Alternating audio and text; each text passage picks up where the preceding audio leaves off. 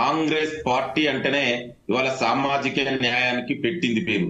ఇవాళ మా నాయకుడు రాహుల్ గాంధీ గారు కన్యాకుమారి నుంచి కశ్మీర్ వరకు, అదే విధంగా మణిపూర్ నుంచి ముంబై వరకు యాత్ర చేసి ఈ దేశంలో ఉన్నటువంటి సమస్యలు, అట్టడుగు వర్గాల యొక్క ప్రజల యొక్క వాళ్ళు పడుతున్నటువంటి బాధలు, ఏ విధంగా వాళ్లకు న్యాయం జరగాలి అనేది ఆయన స్వయం అనుభవం ద్వారా తెలిసింది. దానికి అనుగుణంగానే ఇవాళ క్యాస్ట్ సెన్సెస్ అనేది, అంటే దేశంలో కులగణన జరగాలి, ఏ జనాభా ఎంతుంది సామాజికంగా, రాజకీయంగా, ఆర్థికంగాని, దానికి అనుగుణంగానే మా నాయకుడు ఇవాళ క్యాస్ట్ సెన్సెస్ చేయాలని ఇవాళ దేశవ్యాప్తంగా కాంగ్రెస్ పార్టీ డిమాండ్ చేసింది. దానికి అనుగుణంగానే ఇవాళ మా మేనిఫెస్టోలో కూడా, తెలంగాణ మేనిఫెస్టోలో ఆనాడు మెంబర్ గా మా చైర్మన్ శ్రీధర్ బాబు గారి ఆధ్వర్యంలోనే మా మేనిఫెస్టోలోనే పెట్టడం జరిగింది క్యాస్ట్ సెన్సెస్ చేస్తామని. అదే విధంగా ఇవాళ మొన్న జరిగిన పార్లమెంట్ ఎలక్షన్ లో మా నేషనల్ మేనిఫెస్టోలో కూడా క్యాస్ట్ సెన్సెస్ చేస్తామని ఇవాళ కాంగ్రెస్ మేనిఫెస్టోలో పెట్టడం జరిగింది. అదే విధంగా ఇవాళ మా నాయకత్వాన్ని చూస్తే కూడా ఇవాళ జాతీయ అధ్యక్షుడే మల్లికార్జున ఖర్గే సామాజిక వర్గానికి సంబంధించిన వ్యక్తి.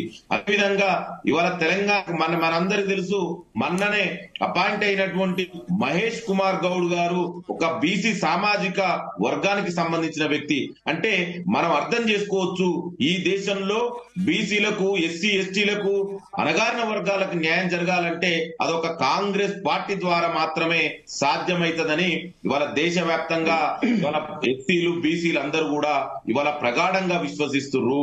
ఇవాళ దానికి అనుగుణంగానే ఇవాళ చూడండి, మేము ఇదే పార్లమెంట్ లో క్యాస్ట్ సెన్స్ చేయాలని మనం డిమాండ్ చేస్తుంటే కాంగ్రెస్ పార్టీ, ఇవాళ బీజేపీ 10 ఏళ్లుగా దేశాన్ని పరిపాలిస్తున్నటువంటి బీజేపీ, నేను ఓబీసీ నాయకత్వం నుంచి వచ్చినటువంటి సామాజిక వర్గానికి సంబంధించిన వ్యక్తి అని చెప్పుకున్నటువంటి టెక్నికల్ ఓబీసీ అయినటువంటి మరి నరేంద్ర మోడీ గారు ఎందుకు క్యాస్ట్ సెన్సెస్ గురించి మాట్లాడతలేరు?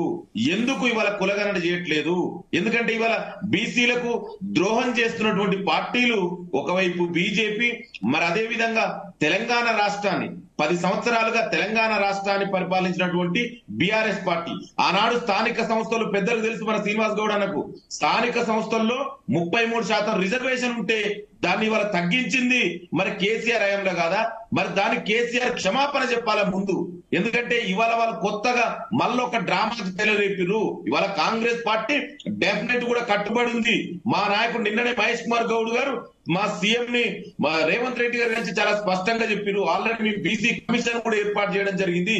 డెఫినెట్ కూడా కులగణన చేస్తాం, దానికి కట్టుబడి ఉన్నాం. అందులో ఎలాంటి అనుమానం కూడా అవసరం లేదు. దయచేసి మీరేం చేసిరో చెప్పమంటున్నా నేను. మీరు 10 ఏళ్లుగా కేంద్రంలో అధికారం ఉంది, రాష్ట్రాన్ని 10 ఏళ్లుగా కేసీఆర్ పరిపాలించుండు. మరి కేసీఆర్ ఇవాళ క్షమాపణ చెప్పాలిగా బీసీలకు. ఇవాళ 10% పైగా స్థానిక సంస్థల్లో రిజర్వేషన్ తగ్గింది. మరి దానికి కారకుడు ఈ కేసీఆర్ కదా, ఈ బీఆర్ఎస్ పార్టీ కదా? నేనేమంటున్నంటే ఇవాళ దేశంలో మొత్తం కూడా ఇవాళ సామాజిక బడుగు బలహీన వర్గాలు, ప్రత్యేకించి బీసీలందరూ కూడా కులగణన కావాలంటున్నారు. మరి ఎందుకు బీజేపీ చేయట్లేదు? ముందుగా ముందుకే బీజేపీ నాయకుడు మాట్లాడుతూ, అంటే ఎంత నిసిగ్గుగా బీజేపీ నాయకులు అబద్ధాలను ప్రచారం చేస్తారనేది ఇవాళ మనందరికీ తెలుసు. దయచేసి మిత్రులకు ఒకసారి ఈ దేశ చరిత్ర, రాజనీతి చరిత్ర తెలుసుకోండి. ఈ దేశంలో మండల్ మందిర్ ఉద్యమం అప్పుడు బీజేపీ పాత్ర ఏంది? మండల్ వర్సెస్ మందిర్, మండల్ వర్సెస్ కమండల్ తీసుకొచ్చింది ఎవరండి? ఆనాడు బీసీలకు రిజర్వేషన్ ఇస్తే దానికి వ్యతిరేకంగా అద్వానీ రథయాత్ర చేస్తే ఆ రథయాత్రకు చారియట్ అంటే చోదకుడుగా ఉన్నారు ఎవరండి? ఇదే నరేంద్ర మోడీ. ఇదే నరేంద్ర విను మిత్రమా, విను మిత్రమా, నీకు విజయం ఓర్చుకుంటారా? విను మిత్రమా, యూ హావ్ టు పేషెన్స్. నువ్వు విను మిత్రమా, you should be patience. Telangana ప్రజలందరూ గమనించారు. అమర్నాథ్ గారు ఒక్క నిమిషం ప్లీజ్. అమర్నాథ్ గారు ఇందాక మీరు మాట్లాడినప్పుడు ఆయన మాట్లాడలేదు. నెక్స్ట్ మీ దగ్గరికి వస్తున్నా అమర్నాథ్ గారు, నెక్స్ట్ మీ దగ్గరికి వస్తున్నా నేను. ప్లీజ్ అమర్నాథ్ గారు ఆయన ఏం చెప్తారో విందాం. ఆయన అయిపోయిన తర్వాత మీరు డిఫైన్ చేద్దరు. కానీ ఆయన ఏం చెప్తున్నారో విని, అమర్నాథ్ గారు ఒక్క నిమిషం, ఆయన ఏం చెప్తున్నారో విని తర్వాత మీరు డిఫైన్ చేయాలి. ఆయన ఏం చెప్తున్నారు ఎందుకు పేషెన్స్ ఉండాలండి? ఆ మాత్రం లేకుంటే ఎందుకు అంత ఉడికి పడతారు? మరి ఎందుకు క్యాన్సల్ చేయట్లేదు? Please continue. ఎస్, నేనేమంటున్నంటే ఆనాడు మండల్ కు వ్యతిరేకంగా కమండల్ ఉద్యమాన్ని తీసుకొచ్చి అదే అయోధ్య నుంచి తీసుకొచ్చిన రథయాత్రకు దానికి ఇది చోదకుడుగా పనిచేసిన వ్యక్తి నరేంద్ర మోడీ, ఇప్పుడున్న ప్రధానమంత్రి. అంటే బీజేపీ, ఆర్ఎస్ఎస్ బీసీలకు వ్యతిరేకమైన పార్టీ. వాళ్ళ నరనరాల్లో బీసీ వ్యతిరేకత ఉంది. ఇప్పుడే పెద్దలు చెప్పినట్టు మరి 10 ఏళ్లుగా కేంద్రంలో అధికారంలో బీసీ ప్రధాని టెక్నికల్ బీసీ. అందుకే I'm using the word Narendra Modi technically BC, not socially politically. ఆయన మరి ఎందుకు క్యాసెన్స్ చేయట్లేదు?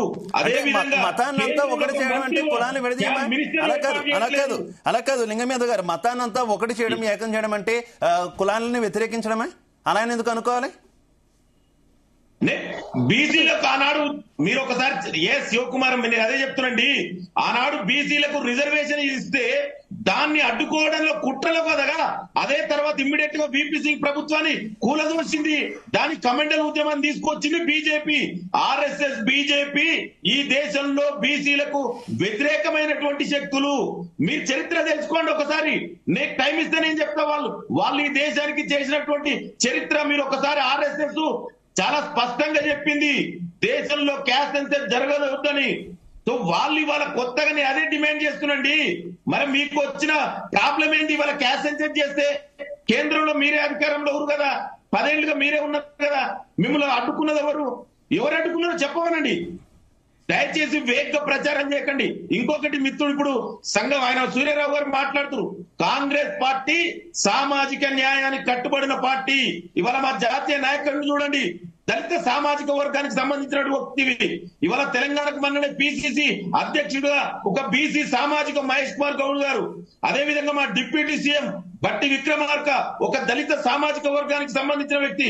డెఫినెట్ కూడా we are committed for caste census. నిన్ననే మా పిసిసి అధ్యక్షుడు ముఖ్యమంత్రి గారు కలిసి చాలా స్పష్టంగా చెప్పారు మహేష్ కుమార్ గౌడ్ గారు, క్యాస్ట్ సెన్సస్ ఎట్టి పరిస్థితుల్లో చేసి తీరుతాం.